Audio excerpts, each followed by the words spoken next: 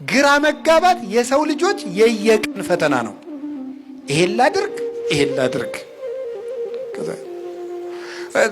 ሌላው ቀርቶ አንዳንዱ ላግባ ለመንኩስ ብሎ ግራ ይጋባል። እንደው ቀለል ስናደርገው የትኛውን ሸሚዝ ልልበስ እንኳን የሚለው ፈተና የሚሆንበት ሰው አለ። ላለው ሰው ነው።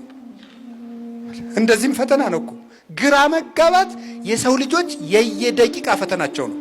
ልናገረው፣ ዝም ልበለው፣ ልሄድ፣ ልቅር፣ ልብላ፣ ልቆይ፣ እያንዳንዱ ጥቃቅን ነገር የሰው ልጅ በግራ መጋባት የተሞላ ነው።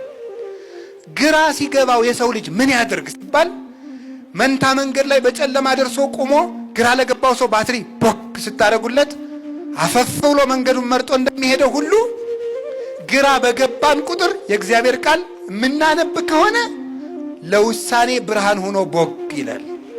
ስለዚህ ቅዱስ ዳዊት ምን አለ?